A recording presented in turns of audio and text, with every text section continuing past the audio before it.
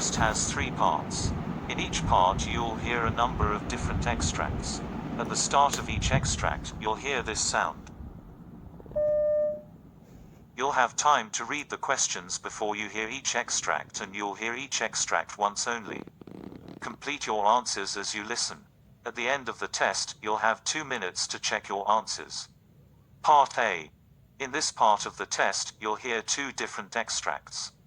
In each extract, a health professional is talking to a patient. For questions 1 to 24, complete the notes with information you hear. Now, look at the notes for Extract 1. Extract 1. Questions 1 to 12. You hear a GP talking to a patient called Mrs. Wright. For questions 1 to 12, complete the notes with a word or short phrase. You now have 30 seconds to look at the notes.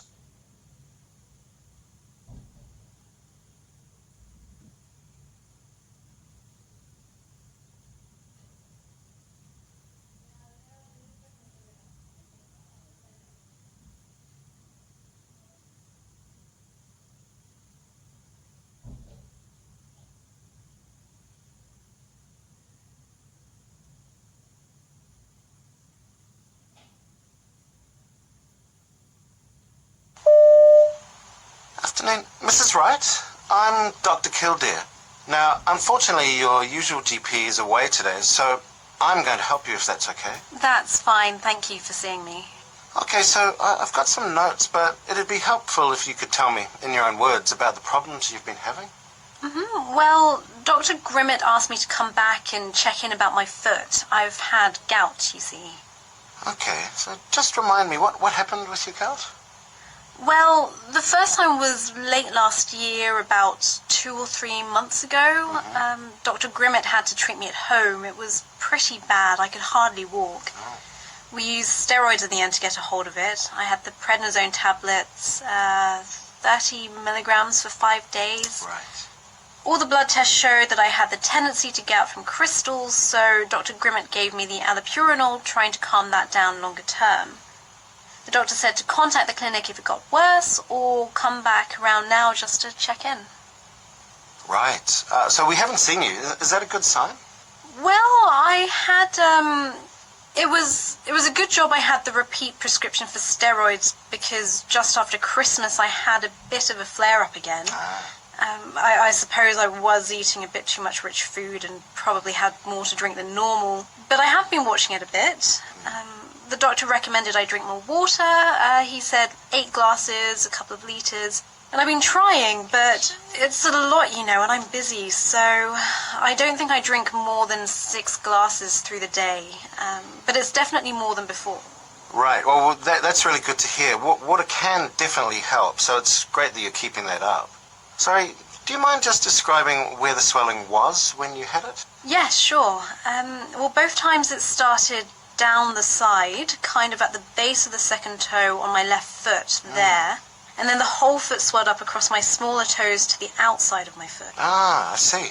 And both times I started getting a lot of pain, and it was all kind of spreading down from that area, and it went across the toes and started swelling up quite badly, really hot and inflamed. But it never goes to the big toe. So the second time, it never swelled up quite as bad as it did before, but I think I caught it in time when I went and got the steroid tablets from the chemist. Ah, good. So how long did it take to settle down once you started the tablets? It was a lot better than last time. I went straight back down within a week, so it was a lot better. Right, and when it settled down completely, is it back to normal? No, it's never been back to normal. I still have pain on that second toe where it always was right from the start, and I've still got it now. Right, and how are you getting on with the allopurinol? Yes, it seems to be better. I don't have any problems with it. I'm taking them okay, but like I say, that second toe is still giving me a little bit of a problem. I see. At the time, the doctor actually wondered if it might be a stress fracture, but I had a foot x-ray and that was clear. But I just think it's a bit unusual that it's still sore, and at the same time, everything points to gout, and the blood test confirmed that was the most likely thing. But that toe, it isn't the usual joint, as you know, for gout. It's usually the big joint, isn't it? Yes, that's right. The big toe is typical. But when I had the flare-up, the steroids really helped quite quickly. I stopped taking painkillers after 2 days at most. I feel like it's less severe and we've got a hold of it better. So I guess that means the allopurinol is helping, right? Yes, I think so. So I'm still quite keen to carry on with that tack.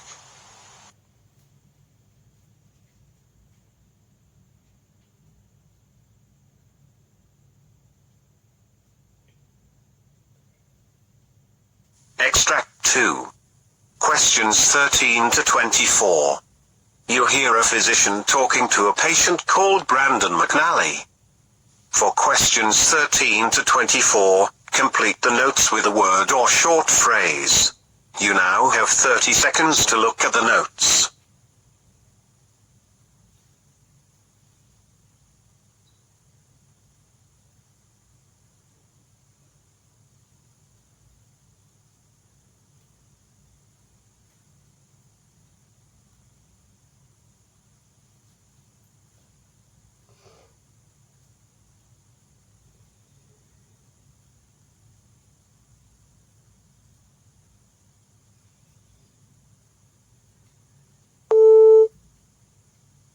Good morning, Doctor. Good morning. Have seated. May I know your problem? Well, I'm a patient with hypertension, chronic intermittent bipedal edema, and recurrent leg venous ulcers. I had a vascular surgery for non-healing right ankle stasis ulcer. I have a serious concern today that I had a low-grade fever of 100.2 early this morning. Otherwise, everything was well. The thing is, I was not even aware of the fever. I do have some ankle pain, worse on the right than the left. Okay, what's your age? 52, Doctor. Do you drink or smoke? No, Doctor. Are you getting nausea, vomiting or diarrhea? No, Doctor. May I know your previous illness history? Well, hypertension, exploratory laparotomy in 2016 for abdominal obstruction, cholecystectomy in 2017, chronic intermittent bipedal edema, venous insufficiency, chronic recurrent stasis ulcers. What medications are you taking? Primaxine, daptomycin, clonidine, furosemide, potassium chloride, lisinopril, metoprolol, ranitidine, Colace, amlodipine, zinc sulfate, Lortab, multivitamins with minerals. Are you allergic to any medicine? No, Doctor. Well, the physical examination shows heart rate 73, respiratory rate 20, blood pressure 104/67, temperature 98.3, and oxygen saturation 92% on room air. There is hyperpigmentation involving distal calf on both legs. There is an open wound on the right medial malleolar area measuring 9 by 5 centimeters with minimal serous drainage. Periwound is hyperpigmentated with a hint of erythema extending proximally to the medial aspect, distal third of the right lower leg. There is warmth but minimal tenderness on palpation of this area. There is also a wound on the right lateral malleolar area measuring 4 by 3 centimeters. Another open wound on the left medial malleolar area measuring 7 by 4 centimeters. Wound edges are poorly defined. Laboratory results show white blood cell count is 5.8 with 64% neutrophils. H&H 11.3/33.8 and platelet count 176,000. BUN and creatine 9.2/0.52. Albumin 3.6, AST 25, ALT 9, ALK-Phos 87, and total bilirubin 0.6. Chest X-ray shows chronic bibasilar subsegmental atylic stasis, likely related to elevated hemidiaphragm, secondary to chronic ileus. No absolute findings. You have multiple previous wound cultures positive for Pseudomonas, Enterococcus, and Stenotrophomonas. Fevers, right leg, ankle cellulitis, chronic, recurrent, bilateral ankle venous ulcers, hypertension. I am ordering 2 sets of blood cultures, injection with daptomycin and primaxine 4. I am ordering an MRI of the right ankle to check for underlying osteomyelitis. Follow-up results of wound cultures. Additional treatment and medications are upon follow-up.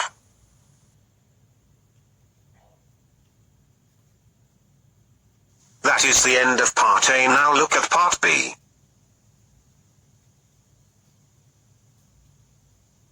Part B. In this part of the test, you'll hear 6 different extracts. In each extract, you'll hear people talking in a different healthcare setting. For questions 25 to 30, choose the answer A, B or C which fits best according to what you hear. You'll have time to read each question before you listen. Complete your answers as you listen. Now look at question 25.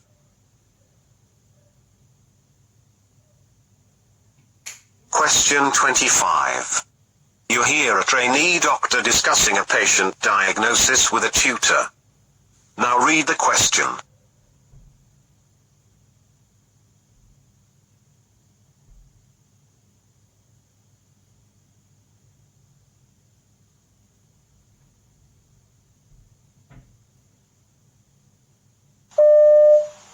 Let's have a quick chat about the diagnosis for Janine in Ward 2.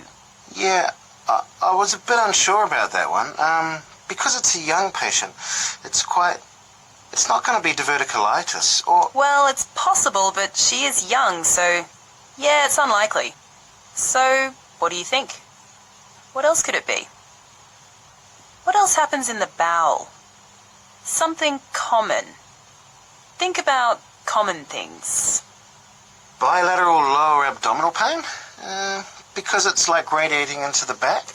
Yeah, something very much more common than that. Gastroenterological? Yeah? I can't think. Possibly related to diet? Celiac disease? Perhaps, but there's not a lot of other symptoms pointing to that. What else would give you discomfort in the bowel? Lower abdominal pain. I suppose if they're just constipated. Right, yeah, constipation.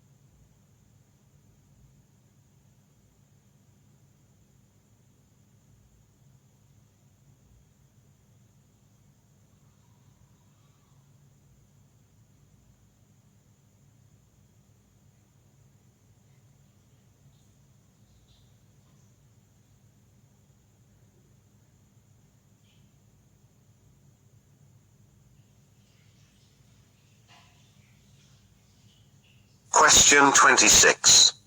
You hear a discussion between 2 doctors on adjuvants used in vaccines. Now read the question.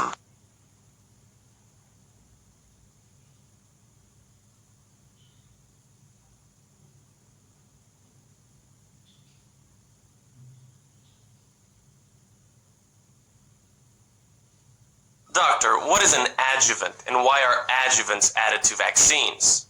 Well, an adjuvant is used in vaccines to create a stronger immune response in patients. Certain vaccines made from dead or weakened germs contain naturally obtained adjuvants and help the human body produce a strong protective immune response. These vaccines often must be made with adjuvants to ensure the body produces an immune response strong enough to protect the patient from the germ he or she is being vaccinated against. In the US, monophosphoryllipid A and aluminum are used as adjuvants in the vaccines. Monophosphoryllipid A has been used as an ingredient since 2009 in the vaccine called Cervarix. Aluminum salts or gels are used as ingredients in vaccines since 1930. However, most vaccines developed today include just small components of germs, such as their proteins, rather than the entire virus or bacteria.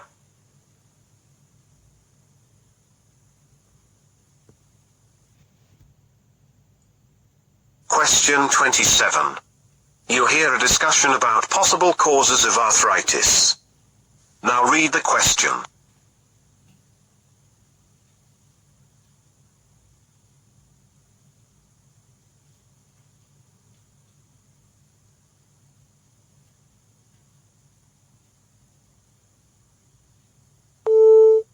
Hello, Doctor. Can you tell me what are the possible causes of arthritis? Osteoarthritis is associated with cartilage damage.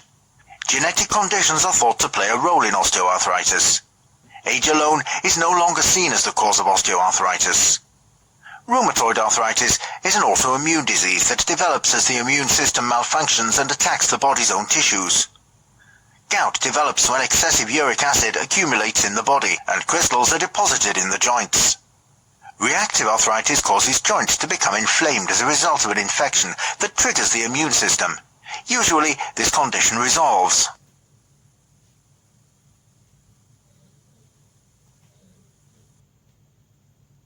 Question 28.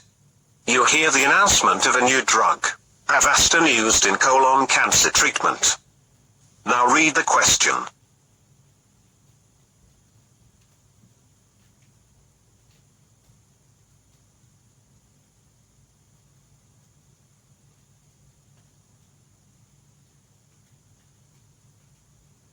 A milestone in cancer treatment.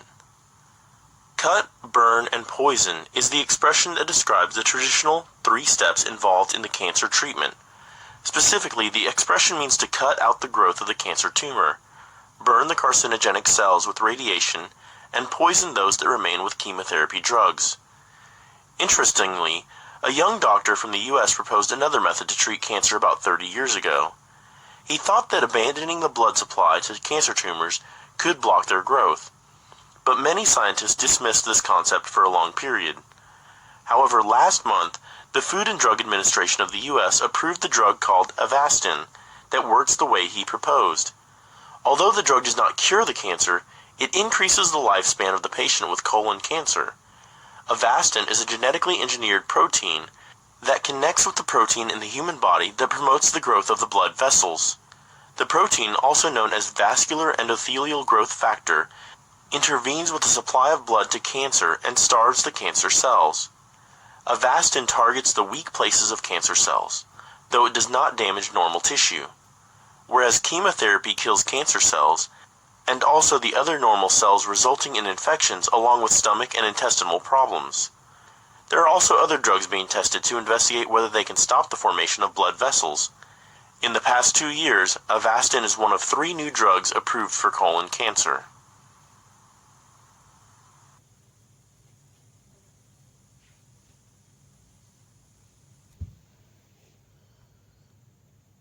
Question 29. You hear a trainee nurse asking his senior colleague about the use of anti-embolism socks for a patient. Now read the question.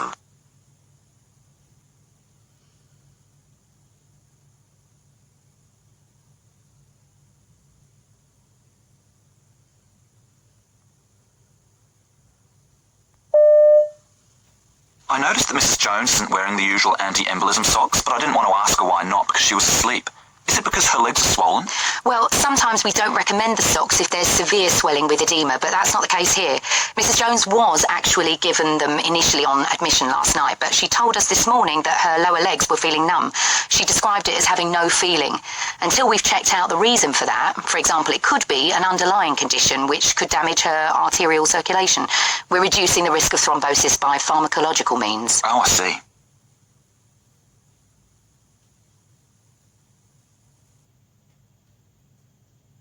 Question 30. You hear a discussion between a doctor and a nurse on different stages of gout. Now read the question.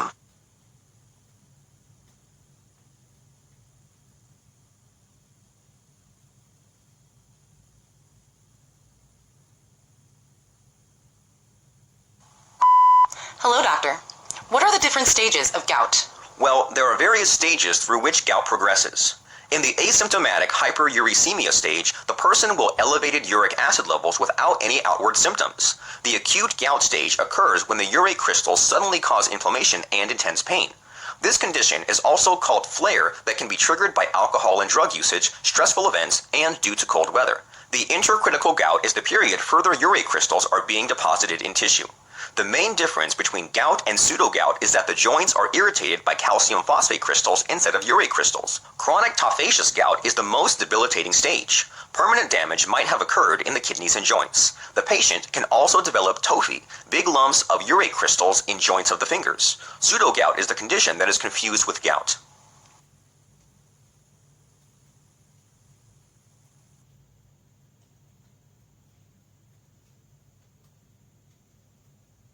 That is the end of Part B. Now look at Part C. Part C. In this part of the test, you'll hear two different extracts. In each extract, you'll hear health professionals talking about aspects of their work. For questions 31 to 42, choose the answer A, B or C which fits best according to what you hear. Complete your answers as you listen. Now look at Extract 1. Extract 1. Questions 31 to 36. You hear a doctor briefing his staff about the pathology report. You now have 90 seconds to read questions 31 to 36.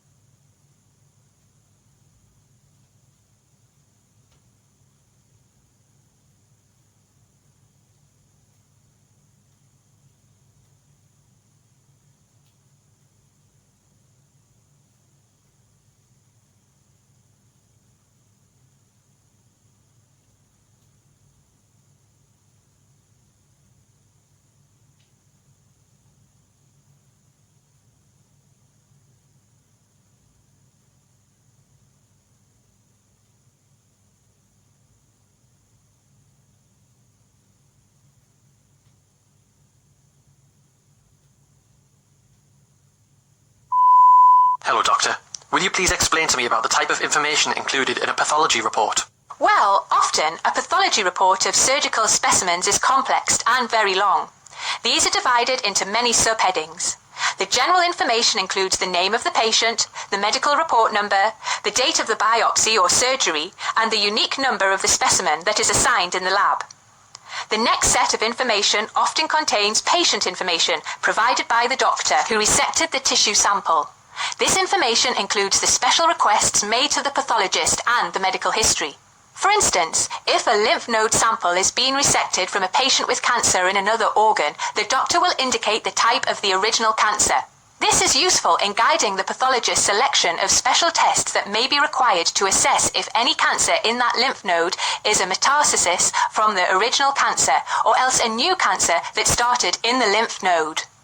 Gross description is the next part of the information. Here, the term gross means the details seen without using a microscope, by simply looking at it and feeling the tissue sample and measuring. In the case of a small biopsy, the gross description would be a few sentences listing its color, size, and consistency. Gross description would also include the number of tissue-containing cassettes submitted for biopsy. However, in the case of a larger biopsy or tissue specimen, for instance a mastectomy for breast cancer, this will have lengthy gross descriptions, including the size of the entire piece of tissue, size of the cancer tumor, how close the cancer tumor is to the nearest surgical margin of the specimen, how many lymph nodes were detected in the underarm area, and the particulars of the non-cancer tissues.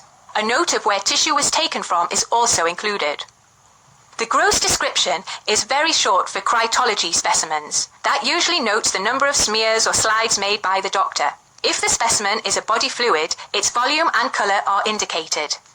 Microscopic description will include details such as the appearance of cancer cells, how these cells are arranged together, and the extent of invasion to the nearby tissue in the specimen. Results of any other investigations made, such as flow cytometry, histochemical, etc., may be indicated in the microscopic description or in an exclusive section. Diagnosis is the most significant part of the pathology report. Although this is the bottom line of the pathology, this section can be mentioned at the top or bottom of the report. The doctor relies on this final diagnosis information to decide on the best treatment methodologies. In case the diagnosis is made for a cancer tumour, this section will indicate the exact type of cancer and will include the grade of cancer. Once the final diagnosis is complete, the pathologist may want to include any additional notes for the doctors taking care of the patient. Often, this comment section is used to recommend further diagnosis or to clarify a concern.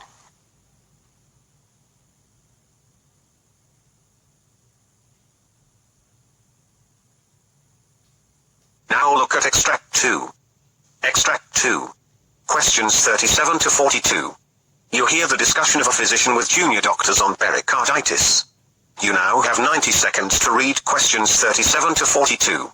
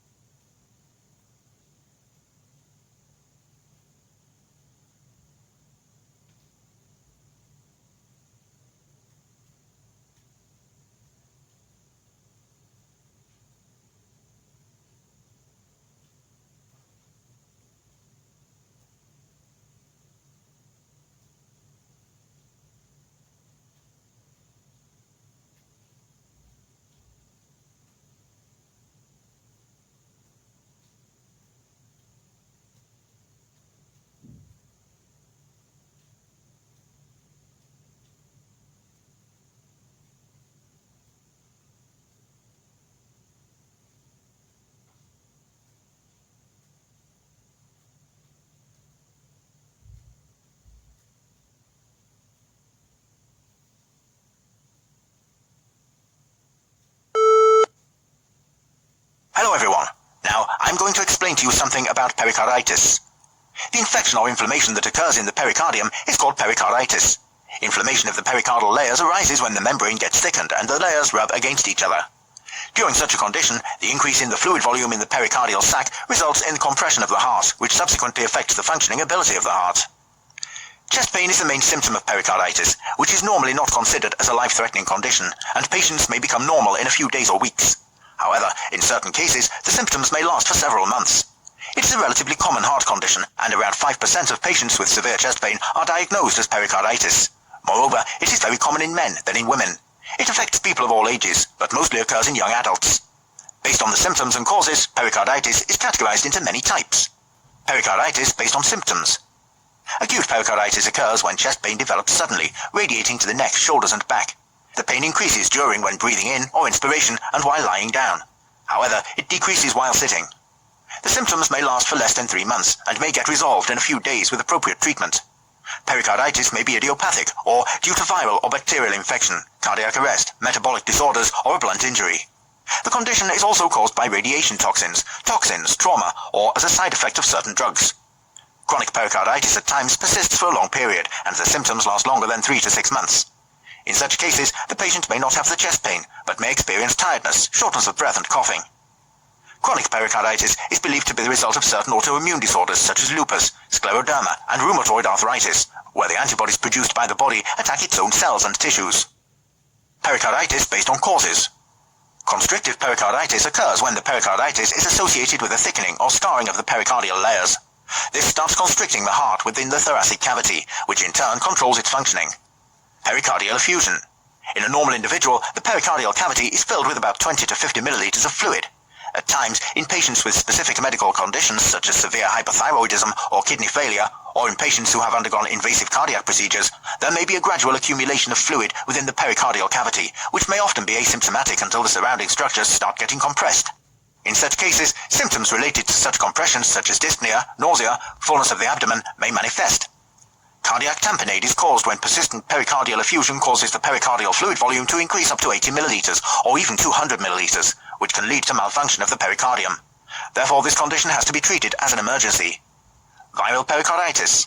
Viruses that can cause viral pericarditis include Coxsackie viruses, influenza virus, agents of viral enteritis, human immunodeficiency virus, and echovirus. Upon onset of this condition, the early symptom can be the infection in the upper airways. This kind of pericarditis is simple and can be handled as an outpatient procedure. Purulent pericarditis is a rare disease caused by aerobic and anaerobic bacteria. Recent studies show that procedures such as surgery in the chest region, hemodialysis, immunosuppression, and chemotherapy are dominant causes that result in this type of pericarditis. Tuberculosis pericarditis is also seen in a very minor percentage of patients having pulmonary tuberculosis. HIV patients are at a high risk of tuberculosis pericarditis. There is a gradual progression of symptoms such as night sweats, dyspnea, fever, and chill, but any suspected patient should be given emergency treatment. Radiation pericarditis is caused due to recent mediastinal radiation at any time from weeks to months after the exposure. Malignancy pericarditis is mainly caused by metastatic disease. It is common in metastatized bronchogenic or breast carcinoma, Hodgkin's disease, and lymphoma. However, it is rare in primary mesothelioma and angiosarcoma. Traumatic pericarditis. Blunt or sharp trauma causes traumatic pericarditis.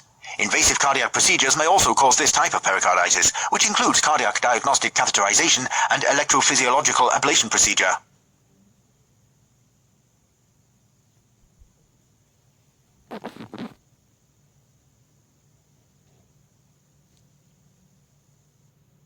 That is the end of Part C. You now have 2 minutes to check your answers.